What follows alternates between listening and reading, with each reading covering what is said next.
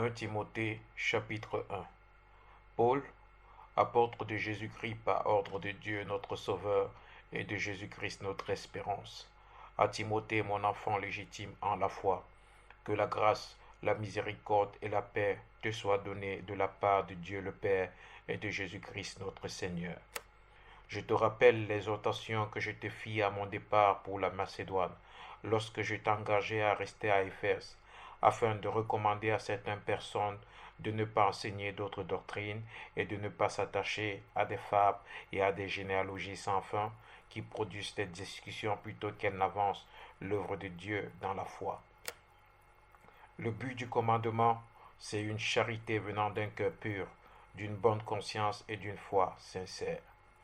Quelques-uns s'étant détournés de ces choses se sont égarés dans de vains discours. Ils veulent être docteurs de la loi et ils ne comprennent ni ce qu'ils disent ni ce qu'ils affirment. Nous n'ignorons pas que la loi est bonne pourvu qu'on en fasse un usage légitime, sachant bien que la loi n'est pas faite pour le juste, mais pour les méchants et les rebelles, les impies et les pécheurs, les irréligieux et les profanes, les parricides, les meurtriers, les impudiques, les infâmes, les voleurs d'hommes, les menteurs, les parjures et tout ce qui est contraire à la sainte doctrine, conformément à l'évangile de la gloire du Dieu bienheureux, évangile qui m'a été confié. Je rends grâce à celui qui m'a fortifié, à Jésus-Christ notre Seigneur, de ce qu'il m'a jugé fidèle en m'établissant dans le ministère, moi qui étais auparavant un blasphémateur, un persécuteur, un homme violent. Mais j'ai obtenu miséricorde parce que j'agissais par ignorance, dans l'incrédulité, et la grâce de notre Seigneur a surabondé avec la foi et la charité qui est en Jésus-Christ. C'est une parole certaine et entièrement digne d'être reçue, que Jésus-Christ est venu dans le monde pour sauver les pécheurs, dont je suis le premier.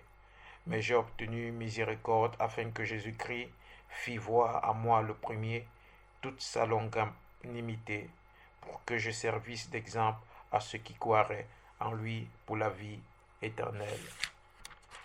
Ô roi des siècles, immortel, invisible, seul Dieu, soit honneur et gloire au siècle des siècles. Amen. Le commandement que je t'adresse, Timothée, mon enfant, selon les prophéties faites précédemment à ton sujet, c'est que d'après elles, tu combattes le bon combat, en gardant la foi et une bonne conscience. Cette conscience, quelques-uns l'ont perdue, et ils ont fait naufrage par rapport à la foi. De ce nombre sont Hyménée et Alexandre, que j'ai livrés à Satan, afin qu'ils apprennent à ne pas blasphémer. 1 Timothée chapitre 2. J'exhorte donc avant toute chose à faire des prières, des supplications, des requêtes, des actions de grâce pour tous les hommes, pour les rois et pour tous ceux qui sont élevés en dignité, afin que nous menions une vie paisible et tranquille, en toute piété et honnêteté. Cela est bon et agréable devant Dieu notre Sauveur, qui veut que les hommes soient sauvés et parviennent à la connaissance de la vérité. Car il y a un seul Dieu et aussi un seul médiateur entre Dieu et les hommes, Jésus-Christ homme, qui s'est donné lui-même en rançon pour tous. C'est là le témoignage rendu en son propre temps et pour lequel j'ai été établi prédicateur et apôtre. Je dis la vérité, je ne mens pas, chargé d'instruire les païens dans la foi et la vérité. Je veux donc que les hommes prient en tout lieu en élevant des mains pures, sans colère ni mauvaise pensée. Je veux aussi que les femmes vêtues d'une manière décente, avec pudeur et modestie, ne se parent ni de tresses, ni d'or, ni de perles, ni d'habits somptueux, mais qu'elles se parent de bonnes œuvres, comme il convient à des femmes qui font profession de servir Dieu. Que la femme écoute l'instruction en silence, avec une entière soumission. Je ne permets pas à la femme d'enseigner, ni de prendre de l'autorité sur l'homme, mais elle doit demeurer dans le silence, car Adam a été formé le premier, Ève ensuite, et ce n'est pas Adam qui a été séduit, c'est la femme qui, séduite s'est rendue coupable de transgression. Elle sera néanmoins sauvée en devenant mère si elle persévère avec modestie dans la foi, dans la charité et dans la sainteté. 1 Timothée chapitre 3. Cette parole est certaine. Si quelqu'un aspire à la charge d'évêque, il désire une œuvre excellente. Il faut donc que l'évêque soit irréprochable, mari d'une seule femme, sobre, modéré, réglé,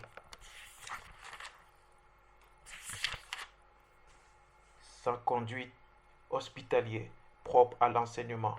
Il faut qu'il ne soit ni adonné au vin, ni violent, mais indulgent, pacifique, désintéressé.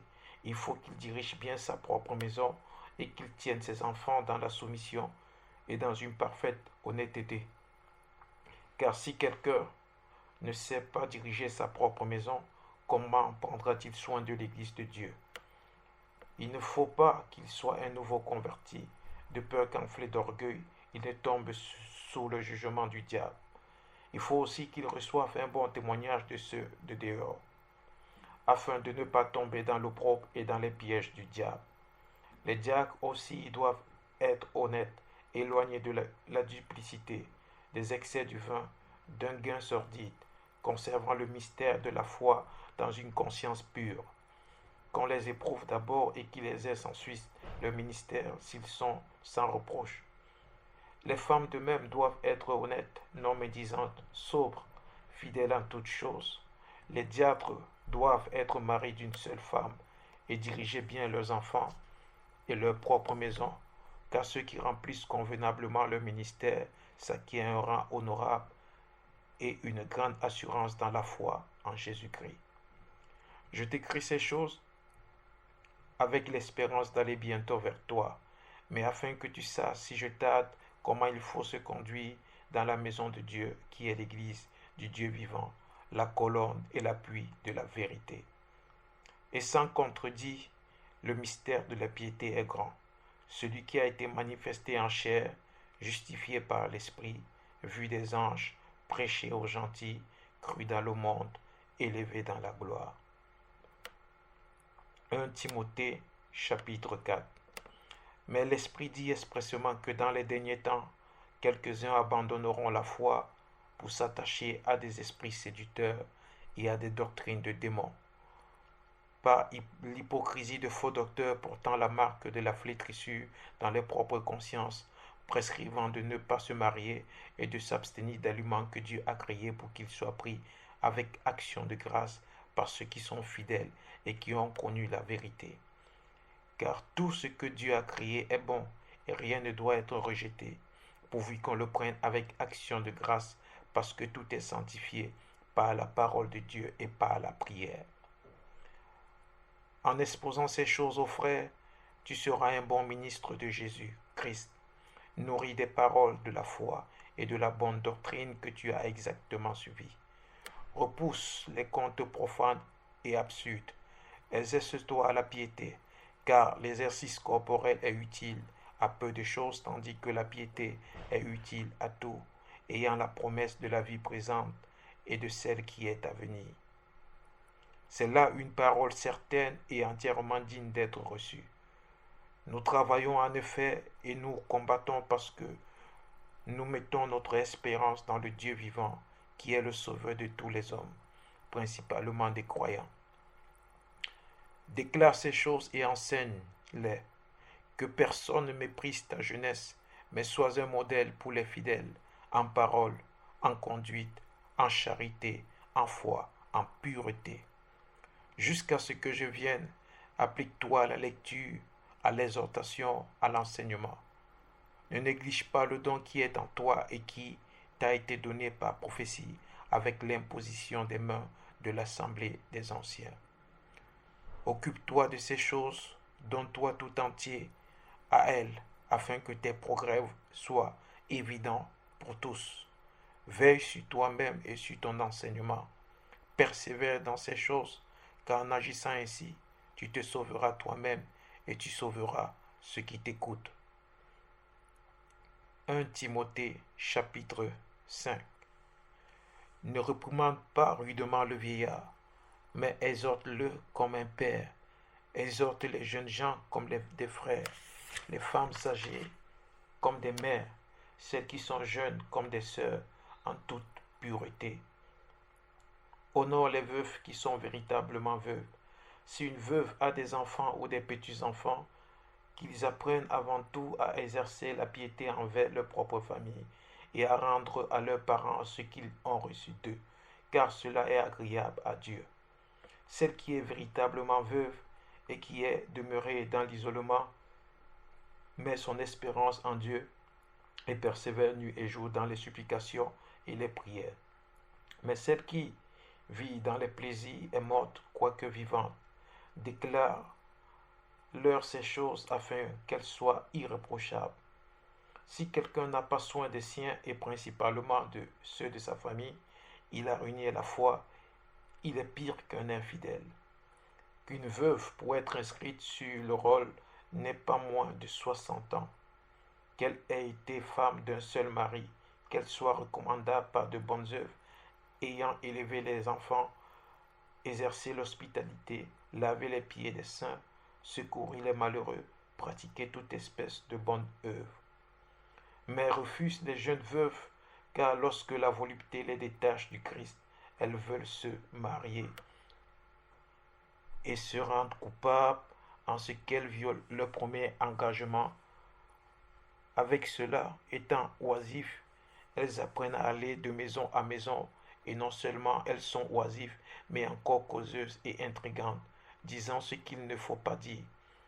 Je veux donc que les jeunes se marient, qu'elles aient des enfants, qu'elles dirigent leur maison, qu'elles ne donnent à l'adversaire aucune occasion de médire, car déjà quelques-unes se sont détournées pour suivre Satan. Si quelque fidèle, homme ou femme, a des veuves qui les assistent et que l'Église n'en soit point en charge, afin qu'elle puisse assister celles qui sont véritablement veuves, que les anciens qui dirigent bien soient jugés dignes d'un double honneur, surtout ceux qui travaillent à la prédication et à l'enseignement. Car l'Écriture dit, tu n'amuseras point le bœuf quand il foule le grain, et l'ouvrier mérite son salaire. Ne reçois point d'accusation contre un ancien si ce n'est sur la déposition de 2 ou 3 témoins. Ceux qui pêchent, reprends-les devant tous, afin que les autres aussi éprouvent de la crainte. Je te conjure devant Dieu, devant Jésus-Christ et devant les anges élus, d'observer ces choses sans prévention et de ne rien faire par faveur. N'impose les mains à personne avec précipitation et ne participe pas au péché d'autrui. Toi-même conserve-toi pur. Ne continue pas à ne boire que de l'eau, mais fais usage d'un peu de vin à cause de ton estomac et de tes fréquentes indispositions. Les péchés de certains hommes sont manifestes, même avant qu'on les juge, tandis que chez d'autres, ils ne se découvrent que dans la suite. De même, les bonnes œuvres sont manifestes, et celles qui ne le sont pas ne peuvent rester cachées. 1 Timothée, chapitre 6. Que tous ceux qui sont sous le joug de la servitude regardent leur maître comme digne de tout honneur, afin que le nom de Dieu et la doctrine ne soient pas blasphémés, et que ceux qui ont des fidèles pour maîtres ne les méprisent pas sous prétexte qu'ils sont des frères, mais qu'ils les servent d'autant mieux que ce sont des fidèles et des bien-aimés qui s'attachent à leur faire du bien. Enseigne ces choses et recommande-les. Si quelqu'un enseigne de fausses doctrines, il ne s'attache pas aux saintes paroles de notre Seigneur Jésus-Christ et à la doctrine qui est selon la piété, il est enflé d'orgueil. Il ne sait rien. Il a la maladie des questions oiseuses et des disputes de mots, d'où naissent l'envie, les querelles, les calomnies, les mauvais soupçons, les vaines discussions d'hommes corrompus d'entendement, privés de la vérité et croyant que la piété est une source de gain.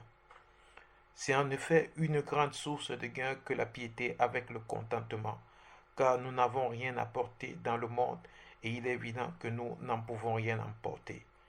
Si donc nous avons la nourriture et le vêtement, cela nous suffira. Mais ceux qui veulent s'enrichir tombent dans la tentation, dans le piège et dans beaucoup de désirs insensés et pernicieux qui plongent les hommes dans la ruine et la perdition. Car l'amour de l'argent est une racine de tous les maux, et quelques-uns étant possédés se sont égarés loin de la foi et se sont jetés eux-mêmes dans bien des tourments. Pour toi, homme de Dieu, fuis ces choses et recherche la justice, la piété, la foi, la charité, la patience, la douceur. Combat le bon combat de la foi, saisis la vie éternelle à laquelle tu as été appelé et pour laquelle tu as fait une belle confession en présence d'un grand nombre de témoins. Je te recommande devant Dieu qui donne la vie à toutes choses et devant Jésus-Christ qui fit une belle confession devant Ponce Pilate, de garder le commandement et de vivre sans tache, sans reproche, jusqu'à l'apparition de notre Seigneur Jésus-Christ, que manifestera en son temps le bienheureux et seul souverain, le roi des rois et le Seigneur des seigneurs, qui seul possède l'immortalité, qui habite une lumière inaccessible, que nul homme n'a vu ni ne peut voir, à qui appartient l'honneur et la puissance éternelle. Amen. Recommande aux riches du présent siècle de ne pas être orgueilleux et de ne pas mettre leurs espérances dans des richesses incertaines, mais de la mettre en Dieu, qui nous donne avec abondance toutes choses pour que nous en jouissons. Recommande-leur de faire du bien, d'être riches en bonne œuvre, d'avoir de la libéralité, de la générosité et de s'amasser ainsi pour l'avenir un trésor placé sur un fondement solide afin de saisir la vie véritable. Ô Timothée, garde le dépôt en évitant des discours vains et profanes et des disputes de la fausse science dont font profession quelques-uns qui se sont ainsi détournés de la foi. Que la grâce soit avec vous.